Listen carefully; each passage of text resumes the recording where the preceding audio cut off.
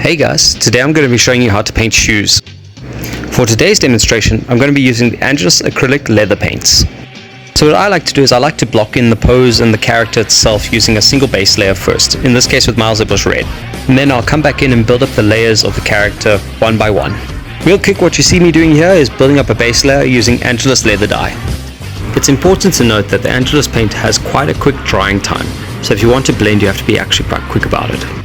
Take your time when building up the layers. It doesn't matter how thick the paint gets, it actually has a self-leveling property to it and will flatten itself out on the shoe. Because of this, don't be afraid if you make a mistake, you can always cover it up as well. Because the shoe is actually quite a deceptively small surface to work on, I like to use detailing brushes, something like a 0.2 or a 0.3 brush.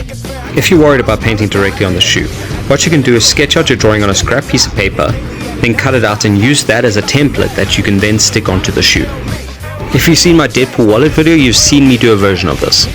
What I do here is I actually go in and I paint Spider-Man's web lines on, and then I go back over it with the red again. Not only does this provide guidelines when I go back in and detail it later, it also adds a shadow underneath the webbing itself. For the final line work, what I like to do is I like to go in with a 0.2 brush and rest my pinky on the shoe itself almost like a balancing stick, allowing me to get the smoothest, crispest line as possible. Now building up your whites on a dark surface can prove quite tricky and time consuming, but just stick with it because I promise you it'll be worth it at the end. What you see me doing here is using the Angelus leather dye I used to dye the shoe to go back in and touch up any spots I missed.